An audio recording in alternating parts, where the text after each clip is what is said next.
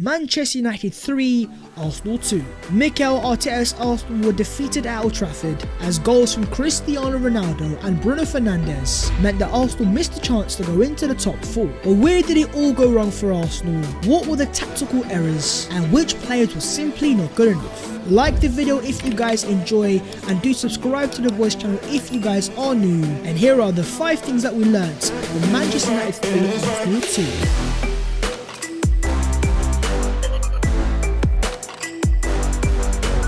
First things first is Aubameyang and PARTEY disaster class. Let's start off with the captain. Let's start off with the leader. Arsenal's highest earner at £350,000 a week. I'm talking Pierre-Emerick Aubameyang. In terms of the stats themselves, a 6.8 rating, hooked off of 79 minutes, 1 big chance missed, 28 total touches and 14 accurate passes. To put that all into context, out of outfield starters, Aubameyang had the least amount of touches out of every single player on the pitch, Man United and Arsenal. And this wasn't just a one-off poor game from the Arsenal captain. In terms of the last few games against Watford and Newcastle, he's putting stinker after stinker, big chance missed after big chance missed. This is Arsenal's highest earner, this is Arsenal's so-called world-class player. But he wasn't dropping off deeper, he wasn't getting involved, and yes, he was trying to press, but ultimately had no impact on the game whatsoever. And so when you do have the youngest starting 11 in the Premier League, in games like this when your team is struggling, your captain needs to turn up. And after the game, I have seen quite a few Arsenal fans ask,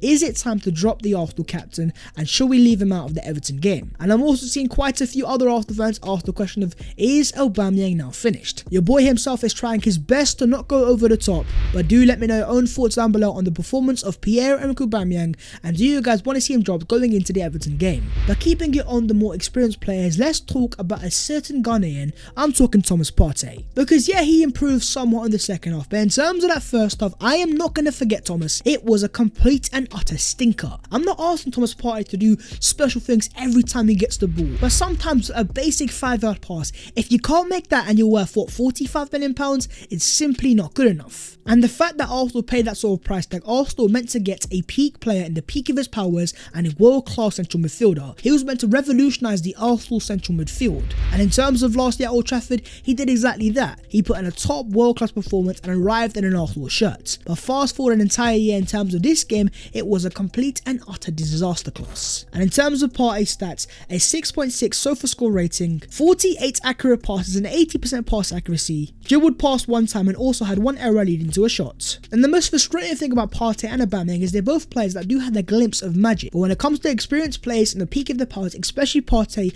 you want a far more consistent product. And as LT Arsenal points out, the seniors aren't helping us one bit. I expect Partey and Oba to be the ones taking the initiative and setting the standard. But instead of that, these guys were hiding on the pitch, they weren't taking command of it, they weren't guiding the younger players. And this was also pointed out by Mikel Arteta, who says the senior players have to lead and the young players have to follow. If anything, so far this season, it's actually been quite the opposite. You have the younger players like Martinelli, like Smith Rowe, like Saka leading the more experienced players. But against the big boys at the big grounds, I'm talking Anfield away, Old Trafford away, these guys simply aren't there to help the younger players, not leading the young players, they're actually hiding from the younger players. The rest of the players are 23, 22, these guys are still very inexperienced and they're going to make mistakes. But in terms of Aubameyang and Partey, they're meant to be the pillars, the integral parts, the spine of the Arsenal team. The experienced Arsenal senior leaders were simply not to be seen. But do let me know your own thoughts down below, specifically on Thomas Partey, £45 million, 1 year plus into his Arsenal career. What do you guys make of Partey's performance and overall his Arsenal career? Okay, then moving on to the second thing, and that is Gabriel Martinelli stands out. Don't get it twisted for a single second, this was a game full of so many negatives, but ultimately the one shining bright light, that was Pele's godson, aka Gabriel Martinelli. In terms of the stats, a 7.4 SOFA score rating, 90 minutes played, 1 assist for the equaliser, 3 key passes and 1 big chance created. Gabriel Martinelli is the definition of a player that wants to make things happen. Every time this kid gets the ball, he always drives at the defender, and if things don't work out, he always wants the ball again, always once again trying to make things happen. Every time he gets the ball, he always has intent and he always wants to have an impact. If anything, comparing him to the likes of Aubameyang and Partey, those players are more like introverts, players that are too shy to get the ball, they're too scared to get the ball. But Gabriel Martinelli is unlike that. He wants the ball, he wants to pressure, he wants to make things happen. And when he does get the ball, he does make things happen, because not only did he get the assist for the Arsenal equaliser, but also set up a big chance for Aubameyang in the second half. And even in terms of Arteta after the game on Martinelli's performance, he says he created assist, he worked extremely hard, and he had some really good moments. He looked like a threat. Now, of course, in terms of the game itself, it started because a certain Bukayo Saka was injured. Now, let's just say fingers crossed Bukayo is to return to full fitness going into the game against Everton. I still want to see Gabriel Martinelli retain his place in the Arsenal starting 11. And I say that because in terms of overall impact and decisiveness in the final third, he's up there with the best current players at the club. Do you guys agree with your boy in saying Martinelli should start against Everton, and if so, where exactly should he start? I also want to talk about a certain Nicolas Pepe, because after Saka's injury, Arteta could have gone for the more experienced player in Pepe, but ultimately, of course, he went for Gabriel Martinelli instead. And as pointed out here on paper, Nicolas Pepe is the perfect stylistic replacement for Saka. The fact that Arteta cannot trust him to play in a game like this is the final straw. I expect him to be sold in the summer. It is yet another example of talent not being enough. His attitude has let him down. Make no mistake, Nicolas Pepe is meant to be at the peak of his powers, 26 years of age, Arsenal's record signing. The fact that Arteta trusts two 20-year-olds over him, it just goes to show the writing is on the wall for Pepe, and it seems like his Arsenal career is soon set to come to an end. Moving on to the third thing, and that is Arteta's deep block problem. This is becoming a reoccurring theme game in, game out. Arsenal always do the hard part. They go 1-0 up, and in this game for the first 20-25 minutes, Arsenal were doing very well, sustaining final third pressure, getting corner after corner, and most importantly taking the lead, going 1-0 up at Old Trafford. But after doing all that hard work, Arsenal lost the game in one single moment because they decided to go back into that boring old deep block, the block that Arsenal fans hate with their chest. Now yes, Arsenal are somewhat capable of playing that deep block, but this is the difference between Arsenal and all the other top teams, because when they do the hard part and they take the lead, they are then able to go out there and kill the game off ASAP. Whereas in terms of Arsenal, there seems to be some sort of reluctance, and these guys love to get back into the shells and into that comfortable deep block. Even if you are to look at the XG of the game, United had 2.15 and Arsenal had 1.26, but ultimately this was a game where Man United were there for the taking. Defensively, they are an awful team, and if Arsenal had stuck to their guns and gone attack as much as they possibly could, Arsenal could have potentially killed the game off in the first half. But with a lack of sustained pressure, United were able to come back into the game, and of course, when you give a team with the quality United have, Sancho, Fernandes, Ronaldo, they're gonna pick you apart. And in terms of Arteta on the defeat after the game, he says, it is what it is. If you can see 3 goals out of Trafford, it's gonna be difficult to get a result. I was disappointed with the goals that we conceded. What exactly is Arsenal's issue? Is it tactical? Is it personnel based? Why can't Arsenal sustain pressure, and why do they always drop off into this deep block? Well, as LT Arsenal says, as he himself has stated many times, it isn't Arteta's instructing to sit off when we go ahead. The players need to believe in themselves more. When we are playing with that intensity, we can give a good game to anyone. We need to sustain that. And even during the game, Simon Collins points out, Arteta is wary of Arsenal sitting too deep after the goal. He's motioning to the team to get out. So it seems like tactically, Mikel Arteta doesn't want to play in a deep block, and you know what, it kind of makes sense. This guy worked under Pep Guardiola, he came through La Masia, he also worked under Arsene Wenger. I think for me, it all goes back to Arsenal's lack of overall experience, and also in terms of the more senior players, these guys don't want to step up. When you have the younger players that want to sit back, get back in their shell because they are nervous, it is down to the more experienced Arsenal players on the pitch like Partey and Aubameyang to take control of the initiative. And I think that lack of experience in the first place is the reason why Arteta threw Elneny into the team in the first place, who's 28 years of age, he's got a lot more experience. He was trying to help out the younger Arsenal players. But if I was to ask you guys the question, what do you guys think, and why do you guys think Arsenal keep going back into this deep block? Is it down to the personnel, or is it more tactical? Moving on to the fourth thing, and that is Martin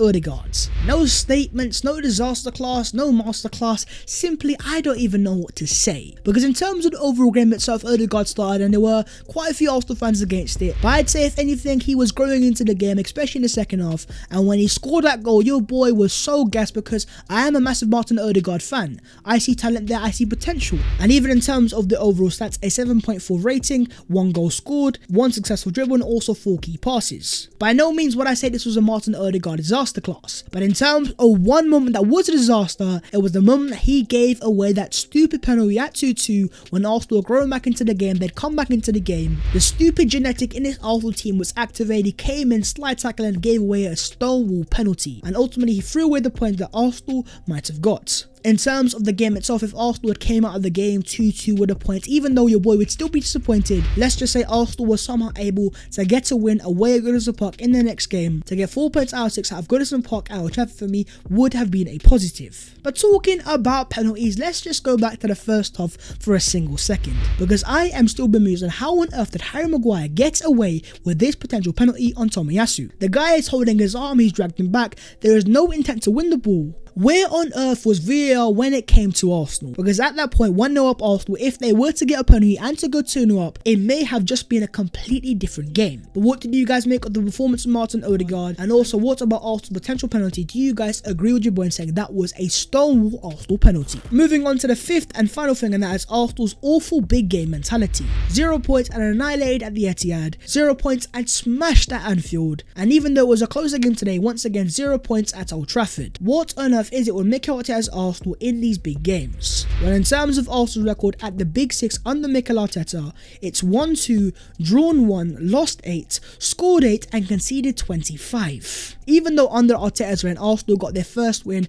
at Stamford Bridge in many years, and likewise at Old Trafford, in terms of the big game record, it's simply not good enough, and Arsenal are not competing in too many games. But for me, this was a game where Man United were there for the take. Ralf Rangnick isn't even their manager yet, Michael Carrick is basically a caretaker manager, and Man United were in awful league form as well. This was a chance for Arsenal to make a statement in the whole top 4 race, to go to Old Trafford to get a win and to show the Premier League that we are serious about the whole Champions League football. And if Arsenal had won this game, they would have actually moved into the top 4. But instead, now Man United are 2 points behind Arsenal, Tottenham themselves are 1 point behind Arsenal, and Arsenal now 1 point behind 4th place West Ham. And in terms of Arsenal's next 6 fixtures, you've got Everton away, Southampton at home, West Ham at home, Leeds United away, Sunderland at home and Norwich away. In terms of the next game, it's on Monday, Everton away. That for me is as must win as it gets. And yes, even though Arsenal normally do struggle with Goodison Park, Everton are completely out of form. I do believe they're in the bottom half. For me, there is no excuses whatsoever, especially after tonight's defeat, to not go to Everton and not get the 3 points. But as per my friends, let me know your own thoughts on Arsenal's performance today against Man United, and also where do you guys think this leads us in the whole top 4 race? Do you guys still believe that Arsenal can somehow make Champions League football come the end of the season? In terms of your boy, yes, it is a very painful defeat, but we're gonna have to just dust our shoulders and go again in the next game. But that is the video there and there. If you guys have enjoyed, make sure to go down there and smash a like on the video, and also do subscribe to your boy's channel if you guys are new. If you would like to follow your boy on them social medias, then the links will be down below in the description. But that was the 5 things that we learned in Manchester United 3, Arsenal 2. It was a painful defeat. I'm seeing Ronaldo doing sues, I'm seeing Arsenal struggling, and a lot of questions to answer. But anyways guys, I will see you next time in a bit.